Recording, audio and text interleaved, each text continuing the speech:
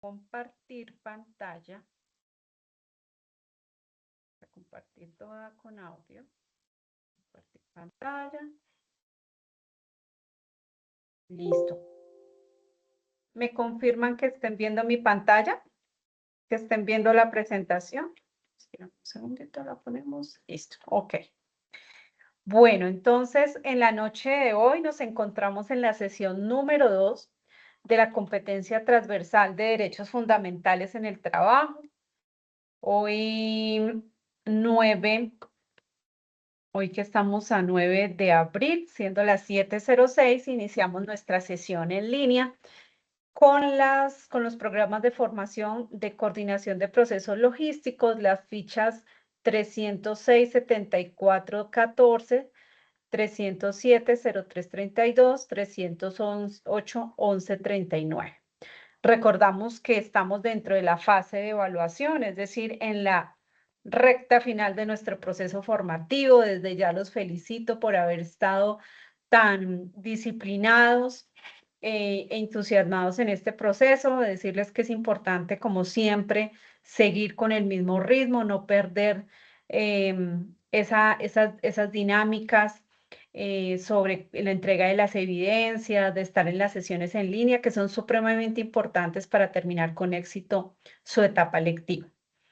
Entonces, nuestra agenda que vamos a desarrollar, el saludo, que ya lo estamos haciendo, las actividades y los resultados, el abordaje de la temática, la entrega, el cronograma de la evidencia que debemos realizar y nuestro espacio para dudas e inquietudes. Entonces, recordemos que tuvimos una sesión donde iniciamos el proceso de nuestra competencia, que se denomina ejercer derechos fundamentales en el marco de la Constitución Política y convenios internacionales. Recordemos la importancia de esta competencia dentro de su proceso formativo, que fue pues una tarea que se le puso al SENA dentro de su proceso de formación para el trabajo. Nosotros ya sabemos que la misión que tiene el SENA es formar ese capital humano que llega al sector empresarial. Y en ese sentido, pues es importante que cada uno de nuestros aprendices conozca cuáles son sus derechos, qué mecanismos puede utilizar cuando haya una posible vulneración, a dónde acudir.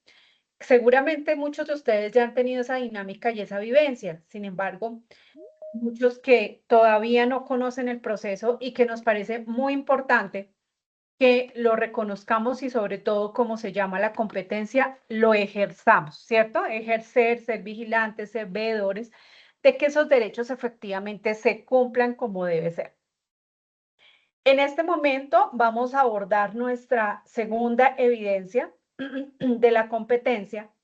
Eso indica que con esta evidencia damos ya por terminada nuestra competencia de derechos fundamentales. Es una competencia que realmente pues tuvo 2 sesiones muy cortas, pero con temas supremamente importantes, y que pues hoy con la actividad que vamos a hacer nos va a permitir abordar los últimos resultados de aprendizaje que hacen parte de este proceso formativo. Entonces vamos a abordar el 0.2, el 0.3 y el 0.4. Estos 3 resultados de aprendizaje que nos van a permitir, como les digo, ya aprobar la competencia.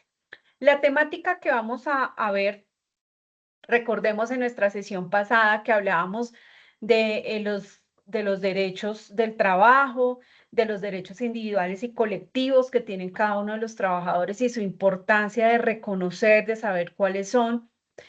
Pero también es importante y no podemos negarlo que muchas veces esos derechos pues son vulnerados.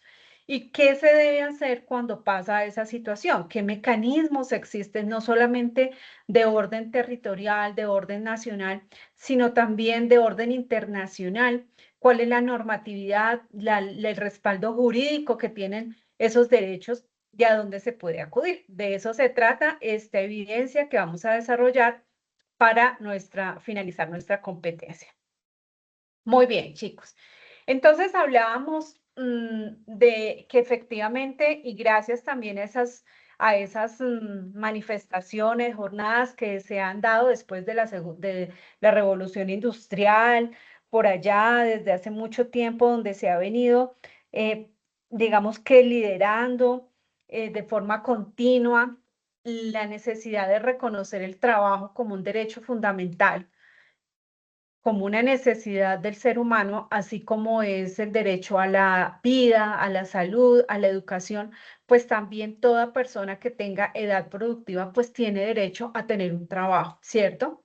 Pero no solamente hablábamos de un trabajo, de tener un trabajo, una profesión, sino que ese trabajo debe garantizarnos unas condiciones dignas, ¿cierto? Debe garantizar unas condiciones dignas que nos permita vivir con condiciones decentes, que nos permita apuntarle hacia nuestros objetivos, metas, propósitos y que efectivamente ese derecho al trabajo se convierta en el vehículo que nos permita conseguir esos sueños, esos propósitos que tenemos todos como seres humanos. Y que esas relaciones en el trabajo deben darse bajo el marco del respeto y la dignidad de todos los seres humanos, sin sobrepasar, sin ser arbitrarios, sin ejercer actividades forzosas. Entonces, como ya sabemos cuáles son algunos de esos derechos que tenemos como trabajadores, ¿cuál podría ser una posible violación al derecho al trabajo? ¿Ustedes cuál creen? ¿Cuál se les ocurre que podría ser una violación?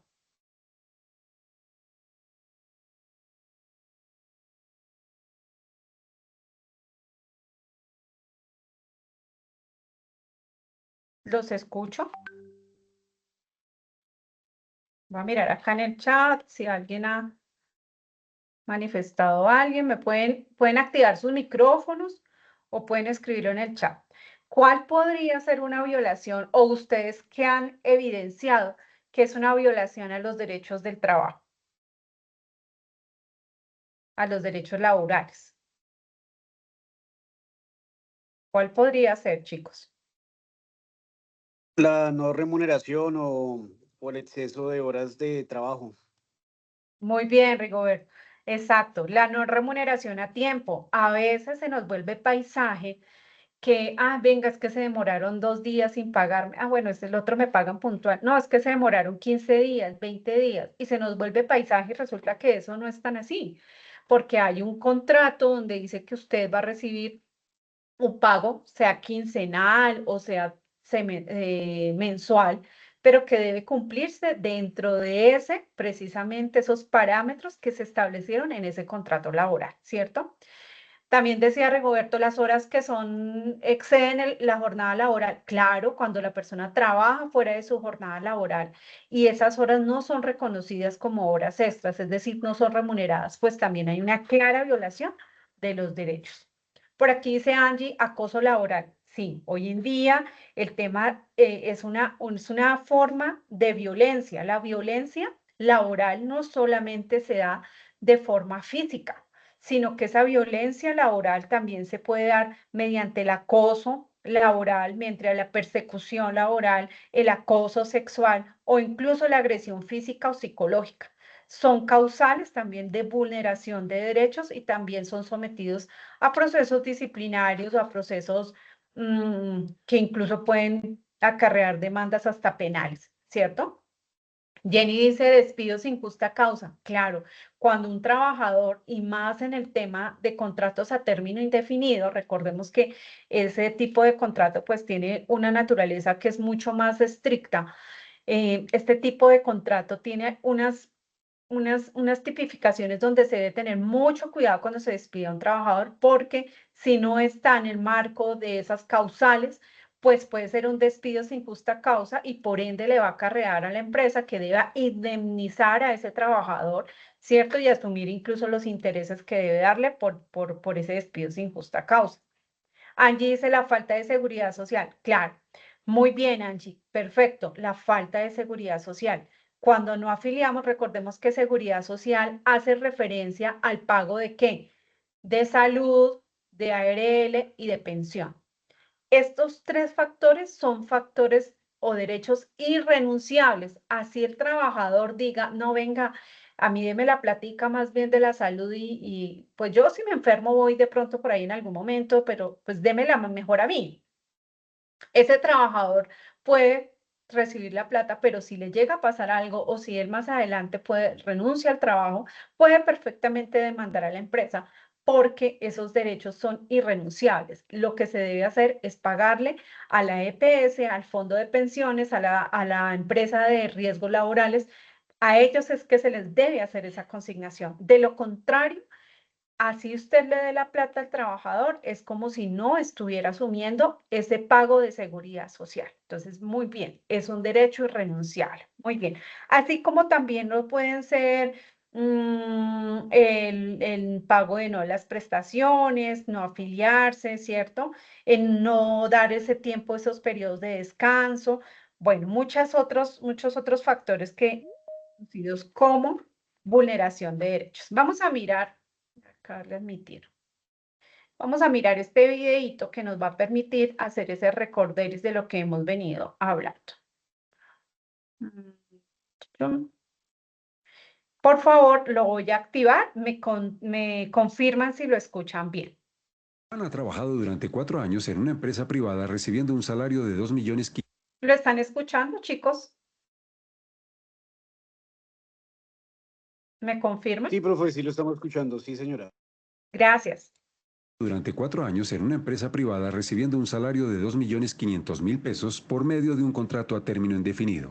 La empresa no le pagaba su pensión y ARL. Ante esta situación, Juan se acercó a la Dirección Territorial del Ministerio del Trabajo de la ciudad para dar a conocer su caso. El Ministerio del Trabajo realizó una inspección a la empresa y comprobó que estaba incumpliendo el pago a seguridad social de los trabajadores. El Ministerio del Trabajo impuso una multa y dio a conocer a los trabajadores los derechos laborales que tienen al prestar sus servicios a una organización. Las trabajadoras y trabajadores tienen derecho a un salario justo y equitativo, que debe ser suficiente para cubrir sus necesidades básicas y las de su familia. Derecho a la seguridad social. Esto incluye salud, pensión y riesgos laborales. Derecho a la estabilidad laboral. Significa que los trabajadores con contrato a término indefinido no pueden ser despedidos sin una causa justa. De lo contrario, tienen derecho a una indemnización. Derecho a la libertad sindical. Tienen derecho a afiliarse a un sindicato y participar en actividades sindicales, sin que esto afecte su relación laboral con el empleador.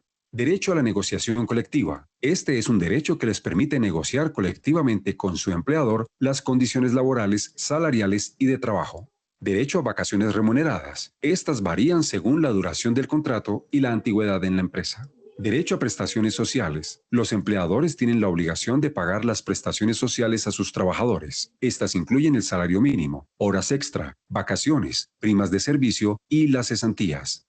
Calzado y vestido de labor o dotación. Este es un pago en especie que el empleador hace al trabajador o trabajadora cada 4 meses y corresponde a un par de zapatos y un vestido completo adecuado a la tarea que desempeñe.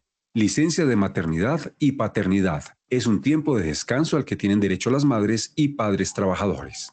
Estimado trabajador, si sus derechos laborales están siendo vulnerados, no se quede callado. Acérquese a la Dirección Territorial de su ciudad o Inspección Municipal y presente su denuncia o queja. Un inspector del Trabajo y Seguridad Social adelantará una actuación administrativa por presunta violación a la normatividad laboral. Esta denuncia también puede tramitarse de manera virtual en la página web www.mintrabajo.gov.co seleccionando el enlace Erradicación de PQRSD. Bueno, entonces, importante conocer eso, ¿no? Recuerden que en cada ciudad donde ustedes estén, existe una territorial, o sea, una oficina del Ministerio de Trabajo. El Ministerio de Trabajo es la entidad máxima, el ente rector que pues vela por esas relaciones entre trabajadores y empleadores.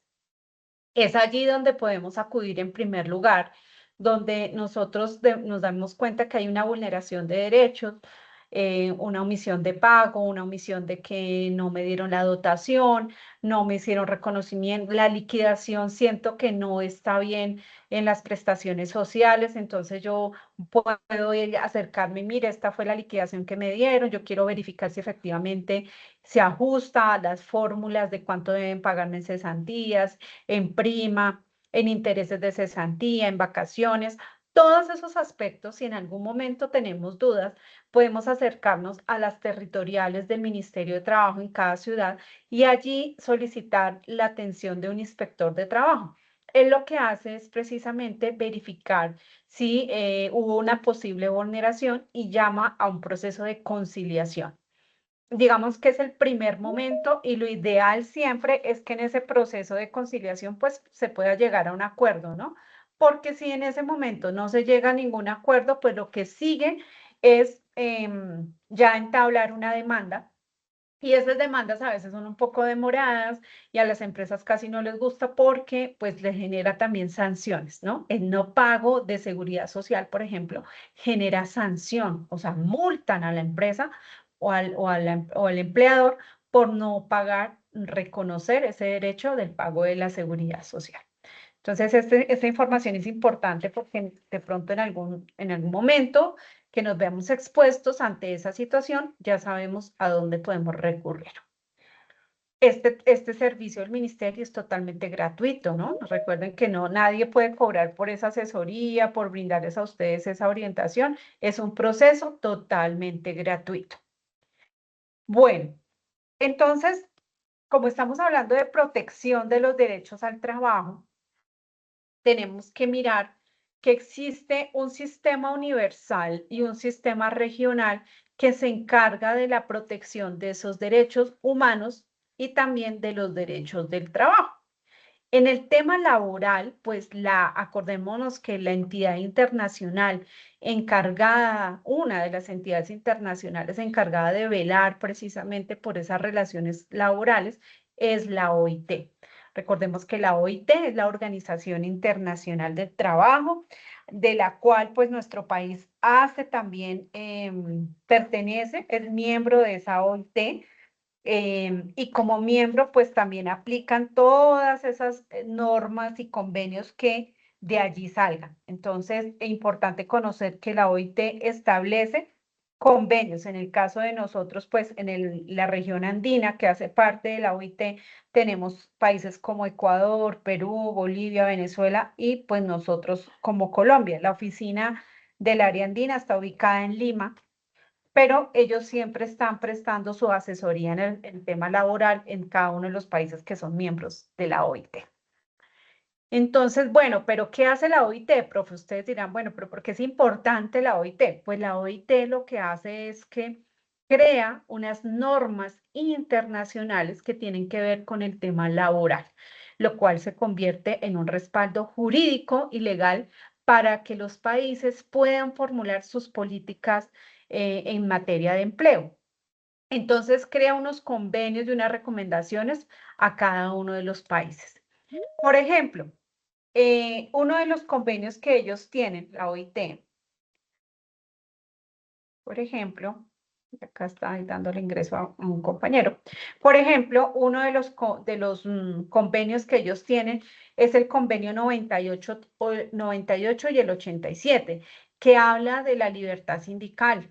Es decir, da la posibilidad para que los empleados se puedan agrupar y se puedan asociar y puedan hacer un diálogo social, un diálogo sano entre los empleadores y el trabajador, las directivas de la empresa para que se puedan llevar acuerdos que beneficien a todos los trabajadores. Aquí se busca que haya un beneficio común y no uno particular. Esa es la naturaleza de todo el tema de las organizaciones sindicales.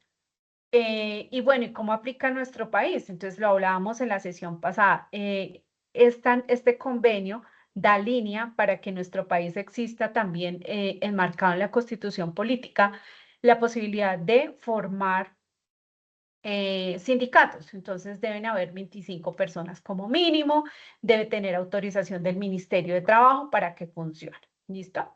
Bueno, en el convenio 100 que habla, el convenio 100 también es muy importante porque en esta norma internacional la OIT le dijo a todos los países miembros, bueno, usted debe crear unas condiciones idóneas para los trabajadores. ¿Y cuáles son esas condiciones idóneas? Pues que haya seguridad y salud en el trabajo.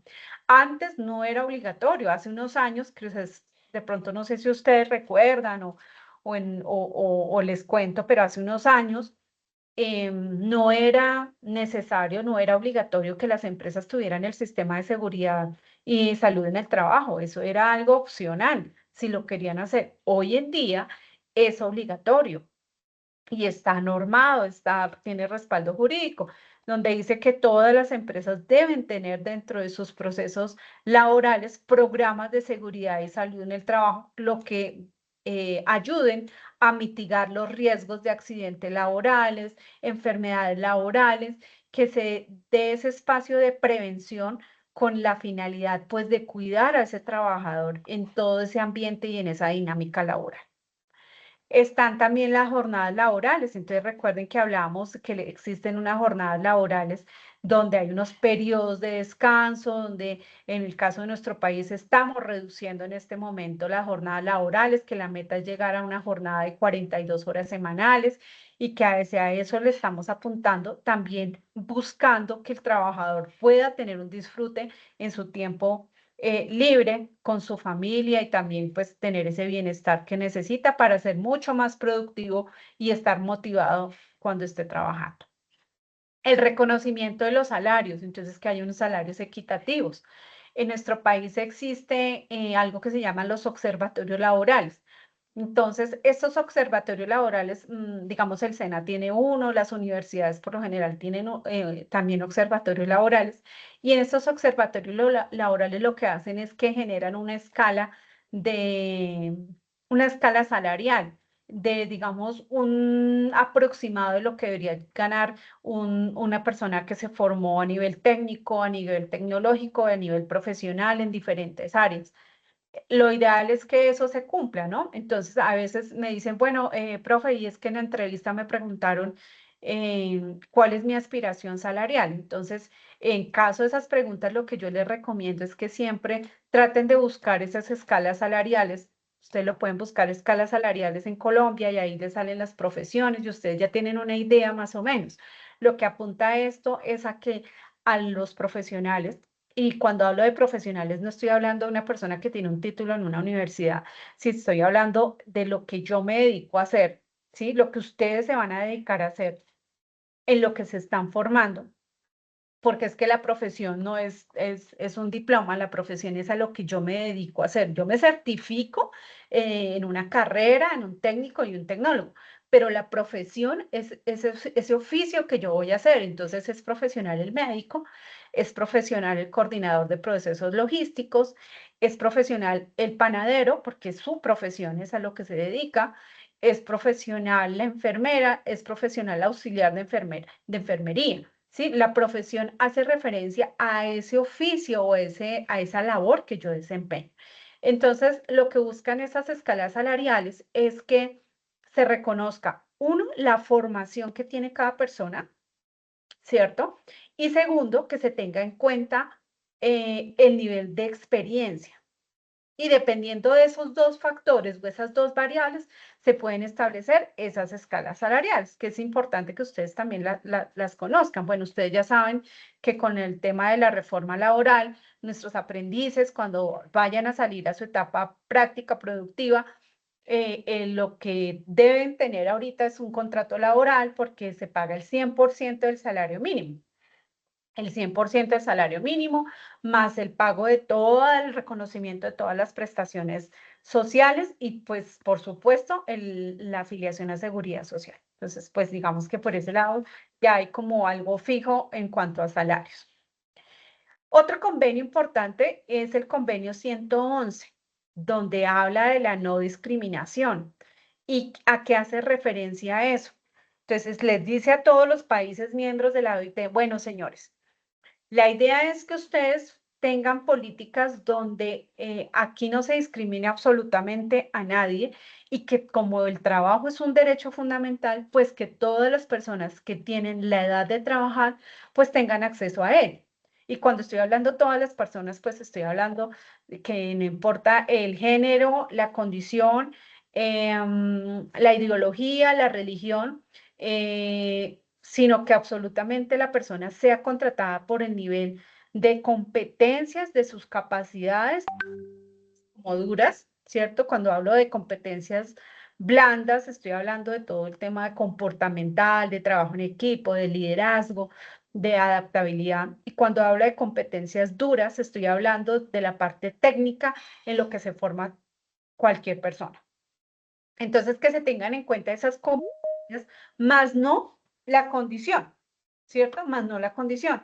Entonces, que haya posibilidad para contratar personas en condición de discapacidad y que si yo voy a contratar en mi empresa a una persona en condición de discapacidad, pues que esa persona tenga la posibilidad de tener unos espacios adecuados dependiendo de la discapacidad. Entonces, por ejemplo, una persona que tiene discapacidad física, tiene movilidad reducida, es decir, está en silla de ruedas, pues garantizar que esa persona pueda movilizarse en el espacio de trabajo, pueda acceder al baño de la empresa y que ese baño tenga condiciones donde él pueda ir a hacer sus necesidades fisiológicas sin que eso genere un riesgo, ¿sí? Que se pueda caer, que se pueda lastimar. Entonces, este convenio es supremamente importante porque con este convenio, por ejemplo, nuestro país tiene unas políticas de incentivos a las empresas que contraten personas en condición de discapacidad. Por ejemplo, eso nace de esta norma internacional, ¿sí? Que le dé beneficios a las empresas que contratan personas con discapacidad. Eso nace de acá, esas políticas nacen de acá, de las normas internacionales. De ahí tienen como su nacimiento. Otro convenio son las peores formas de trabajo infantil. Entonces, estas peores formas de trabajo infantil también hablan de esas maneras en que se instrumentaliza a los niños, a los jóvenes, para que trabajen y pues a veces en condiciones pues que vulneran totalmente sus derechos, ¿cierto? Cuando los someten a mendicidad, cuando están trabajando en situaciones que están arriesgando su humanidad, teniendo en cuenta que los niños, las niñas y los adolescentes, los derechos de los niños, niñas y adolescentes están por encima, son los únicos derechos que están por encima de los otros. ¿Por qué? Porque son sujetos de protección especial, ¿sí? Entonces también en nuestro país hay una política de erradicación de trabajo infantil, que también nace de acá. Entonces aquí el ejemplo es para que nosotros aterricemos un poquito eso que a veces escuchamos, que ay, que venga, que tal empresa va a generar tantos empleos para las personas con discapacidad. Bueno, todo eso, que tal empresa, por ejemplo, no sé si ustedes escucharon Alpina, que es una empresa muy reconocida en nuestro país, le sellaron unas áreas de su planta porque no tenían condiciones seguras para que los trabajadores ejercieran su labor y la sellaron, la selló el Ministerio de Trabajo. ¿Por qué? Porque no están cumpliendo con el proceso, la norma internacional de seguridad y salud en el trabajo. ¿Sí? Entonces, eso que pasa en nuestro país y que nosotros vemos tiene asiento y nacimiento y orientación por las normas internacionales de la OIT. Entonces, es importante saber ¿de dónde surgen esas normas? ¿Por qué se dan esas normas?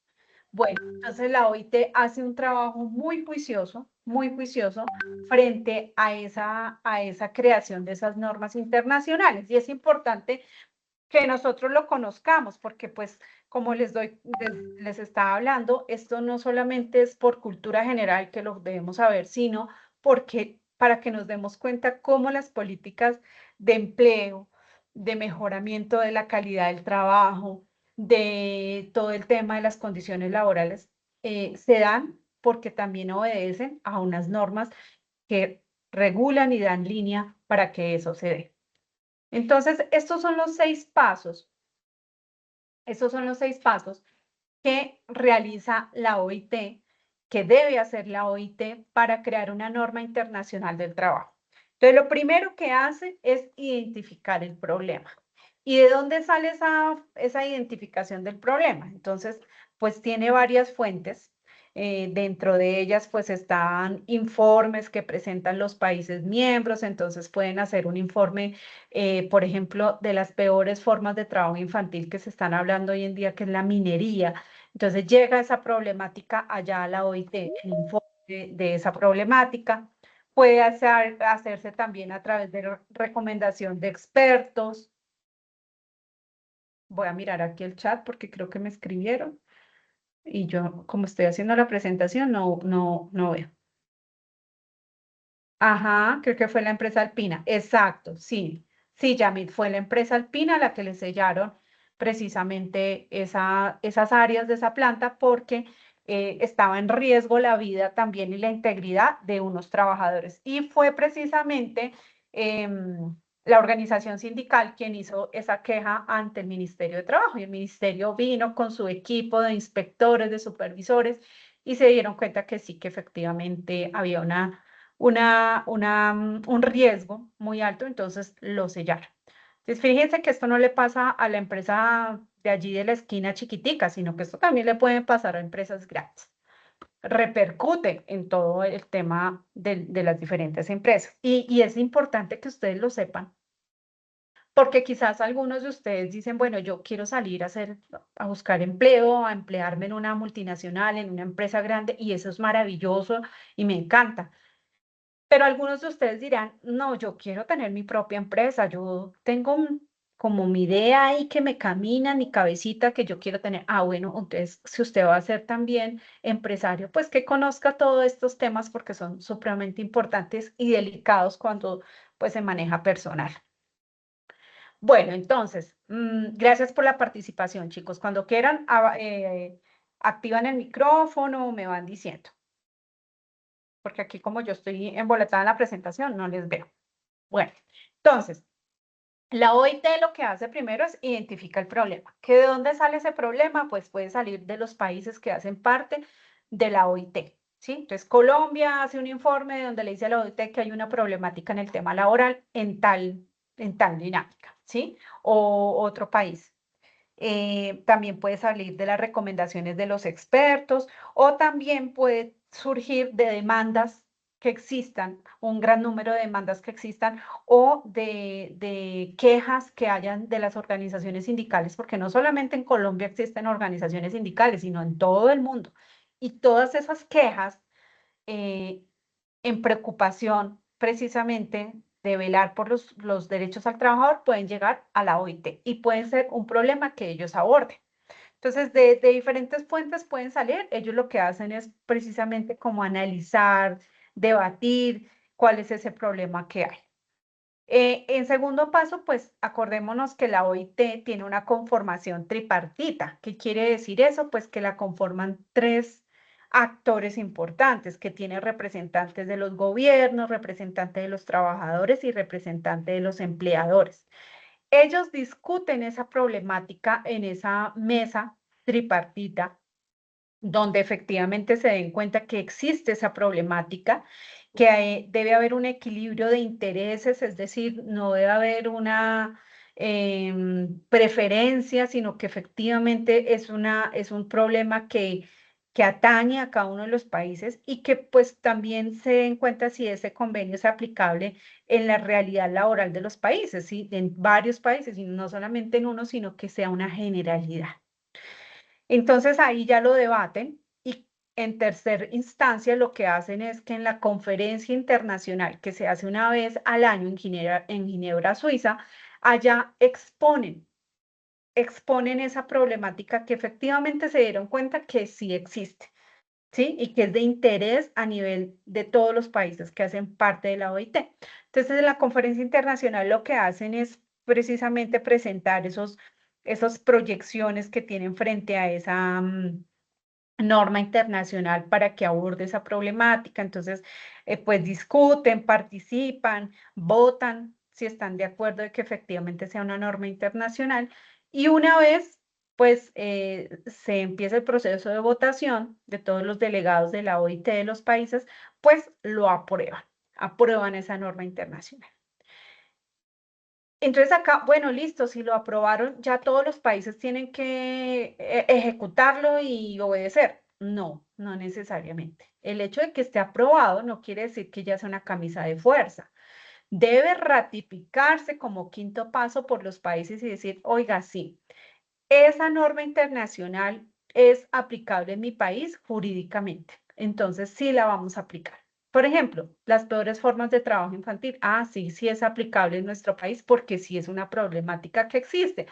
Entonces vamos a aplicarla y el hecho de que el país lo aplique implica que debe hacer políticas para mitigar ese problema. ¿Qué hace la OIT? Listo, ya como el país dijo que sí, que efectivamente la ratifica y que es una problemática que tiene, Entonces, lo que viene seguidamente es pues que debe empezar a generar informes periódicos de que efectivamente esa norma se esté haciendo. Y la OIT también tiene un papel importante porque hace asesoría en la implementación, en el diseño, en la implementación, en la ejecución de esas políticas. Entonces ellos también tienen un papel como de asesor y de acompañamiento frente a esos procesos. Y lo que hace la OIT pues es pedir informes donde efectivamente se puede identificar si el país está haciendo algo frente a ese problema que se identificó, eh, si hay quejas de los sindicatos o de los empleadores de cómo se está cumpliendo, ¿cierto? Y si hay alguna problemática, pues la OIT recomienda un comité de expertos para que haga precisamente esa asesoría que requiere. Entonces, de esta forma es que nacen las normas internacionales del trabajo. Con este paso a paso, nosotros ya sabemos que estas normas y las políticas y los respaldos jurídicos que tenemos en nuestro país, pues obedecen mucho a que hacemos parte de la OIT y que esas normas y convenios que tienen allá, pues son de aplicación en nuestro territorio. Muy bien. Entonces ahí estábamos mirando, digamos, cuáles son esos mecanismos que existen de índole internacional en cuanto a la protección de los derechos laborales, ¿sí? Y cómo se ejecuta y cómo se realiza, cómo se opera, digamos, a nivel nacional ese tema de los mecanismos de defensa. Pero en nuestro país también existen unos mecanismos de materialización en defensa de los derechos fundamentales y que esos mecanismos pues son los que nos permiten tener instrumentos para garantizar que no haya vulneración a los derechos, no solamente del trabajo, sino a todos los derechos que hacen parte en la Constitución o son denominados o caracterizados como derechos fundamentales. ¿Cuáles son los derechos fundamentales? Pues hablamos de la vida, hablamos de la educación, hablamos de la igualdad, hablamos de la libertad de conciencia, hablamos de la posibilidad de tener una profesión, de escoger un trabajo, todos esos derechos, ¿cierto? Entonces, en nuestro país, pues existen muchos mecanismos de protección a los derechos. Dentro de ellos, pues está, por ejemplo, el habeas corpus, que está estipulado en el artículo 30, donde habla pues de que si una persona tiene una detención ilegal o arbitraria, pues tiene derecho a que se le resuelva máximo en 36 horas. Hablamos también del habeas data, que cuando una persona es calificada en las centrales de riesgo, pues esta persona también se le haga una actualización y una rectificación de la información financiera, ¿cierto? Hablamos de que también existen acciones populares cuando hay una vulneración a los intereses colectivos, digamos, a los espacios públicos, al ambiente, y dentro de ellos también hablamos de que existe la acción de tutela y el derecho de petición, ¿cierto? Que son los más utilizados o los que comúnmente nosotros escuchamos que más se utilizan. Y es que debe ser así. Por ejemplo, la acción de tutela, pues la acción de tutela es un mecanismo que tiene por objeto ¿qué? Pues la protección precisamente de esos derechos fundamentales consagrados en la Constitución. Em, y que tiene que velar pues para que estos no resulten ni vulnerados ni amenazados, ¿sí? Sea por acción o por omisión por cualquier entidad de orden público. Es un mecanismo que hoy en día se está utilizando pues digamos bastante y lo vemos incluso en los medios de comunicación cuando hablamos del tema de la crisis que se está viviendo en la salud, entonces vemos que la mayoría de acciones de tutelas que se están recibiendo en este momento pues obedecen a esa crisis en la salud por el no entrega de medicamentos, por no autorizar las citas médicas. Entonces, este instrumento lo que permite es poder resolver de forma rápida, máximo en 10 días, esa solicitud que se tiene frente a esa posible vulneración de derechos y obliga a esa entidad precisamente a que se atienda de forma urgente ese requerimiento, ¿sí? Entonces, la tutela es un mecanismo que pues procede cuando se ve que efectivamente hay una vulneración de los derechos fundamentales es importante tener en claro eso, derechos fundamentales, ¿sí? A veces confundimos y entonces creemos que todo es un derecho fundamental y resulta que no. Y entonces redactamos nuestra tutela muy bonita, muy llegamos al juzgado, la radicamos y nos dicen, no, esa tutela no procede. ¿Por qué? Porque no es un derecho fundamental.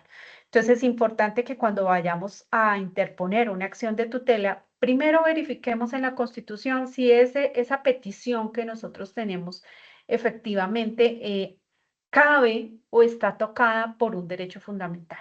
Y en la acción de tutela, pues tenemos que decir cuál es ese derecho que se está vulnerando, ¿sí? ¿Para qué? Pues para que el juez pueda determinar si efectivamente esa acción de tutela es procedente y pues podamos tener una solución positiva.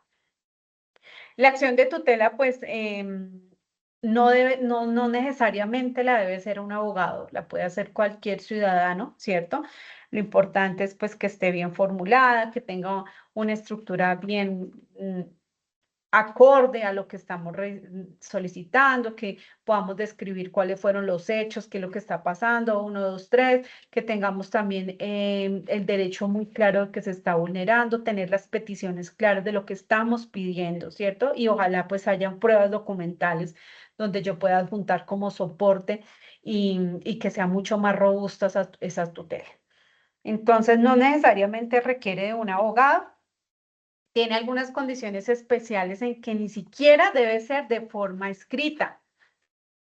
La acción de tutela cuando se presentan casos como por ejemplo que la persona, el ciudadano que va a solicitarla, pues no sabe escribir, pues deben recibirle la acción de tutela de forma verbal. ¿Sí? No pueden decir, no, tiene que ser por escrito. No, no, no. Si él tiene alguna condición de que pronto no sabe escribir, se la deben recibir de forma verbal. Cuando sea menor de edad o cuando exista alguna urgencia de protección. ¿Listo? En esos casos, la acción de tutela, usted se acerca al juzgado y la acción de tutela se la deben recibir de forma, pues, verbal. Entonces, recordemos que la acción de tutela, pues, nos brinda esa protección de los derechos fundamentales, que se resuelve en un corto tiempo y que se debe presentar ante un juez. ¿Sí? Ese es como el resumen. Otro mecanismo que también existe y que escuchamos muy seguido es el derecho de petición. El derecho de petición está consagrado en el artículo 23 de la Constitución Política. Y el derecho de petición tiene algo muy importante y es que no solamente es un mecanismo de protección de los derechos, sino que también es un derecho fundamental. Ah, bueno, ¿y qué quiere decir eso? ¿Qué quiere decir eso que el derecho de petición sea un derecho fundamental? Pues resulta que Nidia Velasco solicitó un derecho de petición, hizo una manifestación, una petición respetuosa ante X autoridad y resulta que no le contestaron nada, nunca le resolvieron, no le respondieron nada. ¿Qué pasa si no me responden nada? Pues hay una vulneración a un derecho fundamental. Entonces, ¿qué puedo hacer yo? ¿Qué procede? ¿Qué dicen ustedes? Si hay una vulneración de un derecho fundamental, ¿qué puedo hacer yo? ¿Qué otro mecanismo puedo utilizar? A ver, ¿qué me aconsejan ustedes? Aquí que han estado súper atentos. ¿Podría Es un ser una acción de tutela? perfecto, perfecto. Claro, una acción de tutela, porque recordemos que todo derecho fundamental que es vulnerado tiene su mecanismo de exigir por qué se está dando esa vulneración a través de la acción de tutela. ¿Listo? Entonces, ¿Puede claramente, ser una acción de tutela primero y después un derecho de petición y luego la acción de tutela o debe ser la acción de tutela de una vez? Buenas noches, profe. hola Jenny, buena pregunta. Pues lo ideal es que primero se haga el derecho de petición. Es como que primero tener ese acercamiento con la entidad y de forma pues respetuosa hacer nuestra petición, nuestra queja, nuestro reclamo. Es importante tener en cuenta los términos de respuesta. Entonces, y ya voy a darle respuesta a tu pregunta. Entonces, ¿cuánto tiempo se pueden demorar en darme respuesta a un derecho de petición. Por ley, 15 días hábiles. 15 días hábiles cuando yo hago una solicitud. Pero, si la empresa dice que o la entidad dice que en esos 15 días no son suficientes para darme respuesta, pues la empresa puede darme o la entidad puede darme una respuesta parcial y decirme que se va a tomar otros 15 días para darme respuesta de fondo a mi petición, a mi queja o mi reclamo. Es decir, que estos 15 días se pueden convertir en 30 días, ¿sí? En 30 días. Y es permitido. Ahí no pasa absolutamente nada, pues es el tiempo. Si transcurrido ese tiempo, efectivamente a mí no me dan respuesta, pues lo que procede es una acción de tutela, porque este derecho de petición se va a convertir en una prueba para poder yo también soportar mi acción de tutela, porque están vulnerando un derecho. No me dieron respuesta a mi derecho de petición, que como ciudadano yo puedo hacer, entonces ese mismo correo, o esa misma radicación que ustedes tuvieron. Por eso es importante que siempre que ustedes vayan a llevar a hacer un derecho de petición en la entidad, les den un radicado, porque con ese radicado les permite ustedes tener como esa prueba que también soporte por qué están haciendo esa acción de tutela. Entonces, en la acción de tutela, ya pueden haber dos derechos vulnerados. Por ejemplo, yo pasé el derecho de petición porque no me estaban entregando un medicamento y no me contestaron. Entonces, ahí no solamente están vulnerando el derecho de petición, o sea, ese es uno, sino que también están vulnerando el derecho a la vida y a la salud. Entonces, yo puedo colocar esos tres derechos fundamentales en mi acción de tutela, ¿sí? Ahí no hay un número donde determine solamente un derecho o dos derechos, no, usted puede ahí sustentar todos los derechos que están siendo vulnerados. Hoy en día, algo muy, y ahí ya le daba respuesta a nuestra compañera sobre lo que nos estaba preguntando, ¿cierto, Jenny? Sí, no sé si me hice entender. Sí, sí, señora, gracias. Ah, ok, ya. Entonces, hay algo también importante y hoy en día las empresas utilizan mucho los medios tecnológicos. Entonces, casi que todas las entidades tienen sus módulos de PQR, peticiones, quejas y reclamos. También se puede radicar a través de un medio tecnológico, un medio electrónico. Esa tiene la misma connotación que si fuera un documento físico que yo lleve a la entidad, ¿sí? Si se hace de forma electrónica, porque a veces nos da temor hacer una solicitud de forma a través de un aplicativo o de un medio tecnológico, porque decimos, uy, ¿será que sí me lo van a contestar? ¿Será que sí, esto sí funcionará? Sí funciona, tiene la misma trato que si fuera un documento que yo llevo de forma física, ¿sí? Entonces, los términos de respuesta son exactamente lo mismo, sino que pues hoy en día se utiliza más estos módulos de PQR, que pues en cierta manera también facilita un poco el tema de que pueda ser mucho más rápido este proceso. Entonces, ¿ante quién se presentan estos derechos de petición? Pues ante todas las entidades se pueden presentar, no solamente las públicas, sino también las privadas. Bueno, otra acción de cumplimiento, o sea, otro mecanismo también de protección que tenemos es la acción de cumplimiento.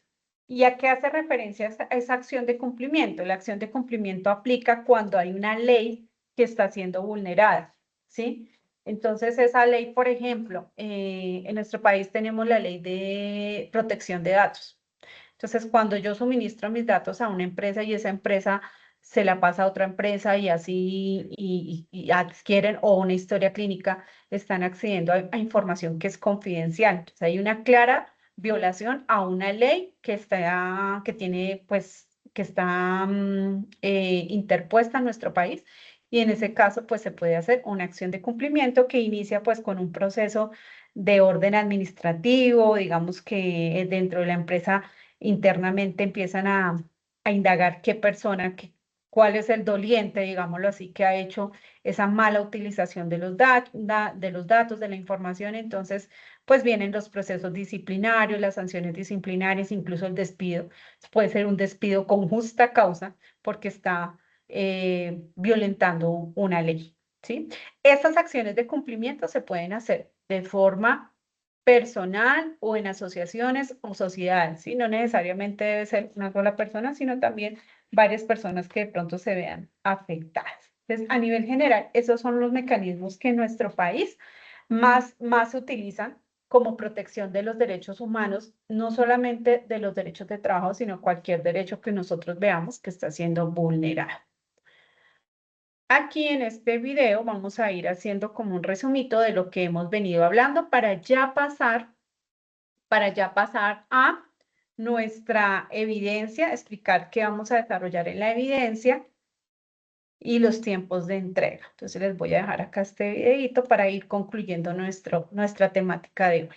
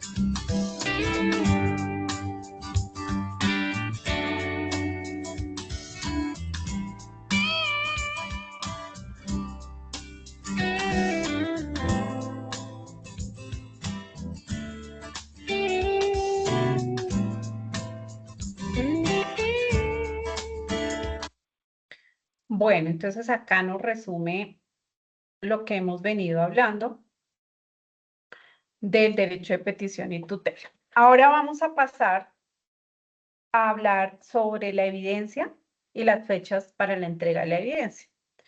Esta evidencia es muy sencilla, la que vamos a realizar. Entonces, pues por no tener un grado de complejidad tan alto, esta evidencia sí la vamos a hacer de forma individual, ¿sí? Cada uno va a construir un cuadro comparativo sobre el derecho de petición y la acción de tutela. ¿Qué debe ir ahí? Pues qué características hay, cuáles son las diferencias entre uno y otro mecanismo, cuándo aplica, ante quién procede, y si estuvimos muy atentos en lo que hablamos en nuestra sesión de hoy, pues ahí ustedes tienen ya material bastante para empezar a trabajar.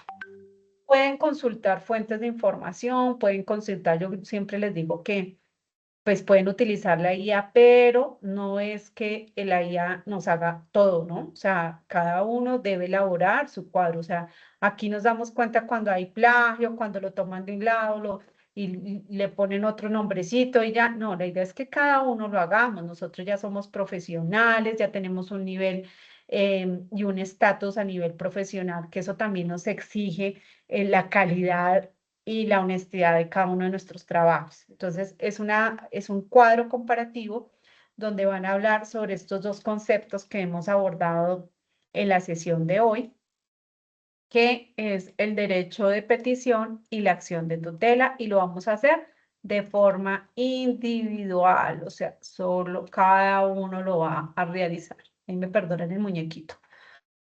Entonces, individual, una sola persona y cada uno pues sube su evidencia. Importante, si lo quieren hacer manual, mire, yo he visto trabajos de aprendices que me lo envían manual, lo hacen en su agenda, en su cuaderno y me lo envían. Y es totalmente válido y creo que hoy en día que nos acostumbramos a que todo es digital, pues encontrar un trabajo manual, pues es algo como que muy valioso. Entonces también lo pueden hacer manual o lo pueden hacer de forma, utilizando una herramienta digital, el que ustedes quieran siempre y cuando pues sea de su autoría y que podamos colocar al final del cuadro compartido una conclusión de saber, bueno, cuál fue su posición frente a estos mecanismos, ¿les parece interesante? ¿No les parece interesante? ¿Tiene aplicabilidad? ¿No tiene aplicabilidad? Bueno, conocer el criterio, que eso es lo que nos está formando este proceso educativo. Entonces, saber cuál es el punto de vista. Entonces hacemos el cuadro y al final colocamos nuestra conclusión sobre ese cuadro. Entonces mínimo una hoja, máximo 2 hojas si ustedes se quieren extender. Y para hacer la evidencia deben remitirse a la AP 07, cuadro comparativo sobre hecho, petición y acción de tutela. Recordemos que estamos en la guía de aprendizaje 8, que el código de nuestra competencia es 210, 201, 501 y que estamos en la actividad de aprendizaje 3 y el instrumento de evaluación que vamos a utilizar para verificar el cumplimiento de la evidencia es el 03. Esta evidencia ya está aperturada en la plataforma desde el 7 de abril, va a ir hasta el 15 de abril. Entonces, chicos, he recibido bastantes evidencias de la primera, del informe de trabajo decente, de derechos individuales y colectivos. Los felicito a los que han estado supremamente juiciosos, han entregado muy buenos trabajos.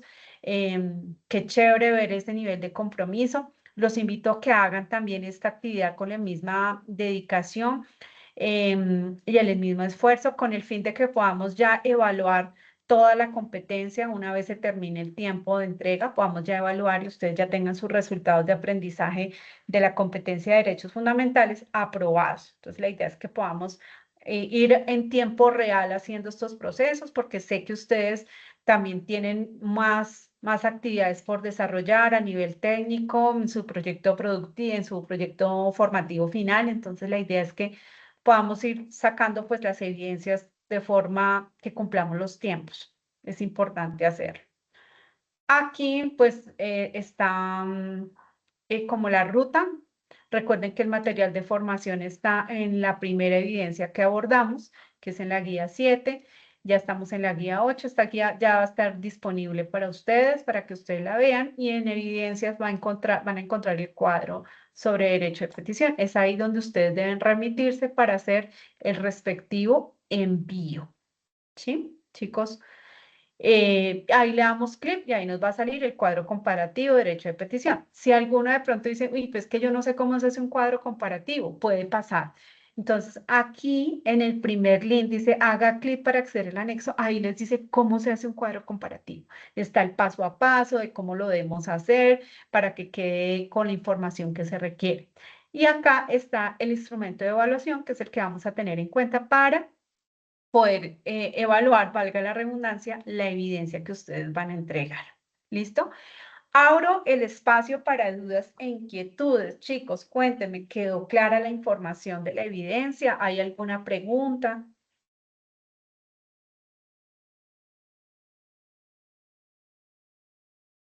Rigoberto dice que no. Bueno, muchas gracias. ¿Quedó clara la evidencia, chicos? Katia dice que sí. Si alguien tiene dudas, por favor, preguntemos en este espacio. Listo. Sí, señora, dice Yamil. Listo. Entonces, yo quiero ver que todos con una reacción me hagan dedito arriba si la evidencia fue clara, si ustedes entendieron qué es lo que tenemos que hacer. Si me hice entender. Sí, sí, ok. Ahí sí, Jenny, hacer cuadro, el hacer la presentación, hacer una portadita al trabajo, bien bonito, esmerémonos. Cada trabajo, cada evidencia que entregamos, pues es una presentación de lo que somos cada uno. Entonces, bien bonita, hágale su presentación, su cuadro y su conclusión. ¿Listo? Entonces, chicos, me agrada mucho haber compartido este espacio. Hoy tenemos 15 aprendices, me da mucha alegría ver que haya tanta participación, que estuvieron muy atentos. Les deseo, pues ya no vamos a tener más sesiones, pero igual yo sigo súper acompañándolos, conectadísima, acompañándoles. Está mi WhatsApp, si tienen dudas o inquietudes me escriben. Y desde ya les deseo los mejores éxitos, espero encontrarnos en la sustentación de sus proyectos. em, que ya están cerca, entonces los mejores éxitos en su finalización de su etapa lectiva y todos los buenos deseos para lo que viene en su etapa productiva para que se certifiquen como debe ser. Entonces, muchísimas gracias por la atención. Les deseo un feliz descanso y que tengan mañana una jornada muy provechosa. Feliz noche para todos. Feliz noche. Feliz noche, que descansen. Gracias, profe. Hasta luego.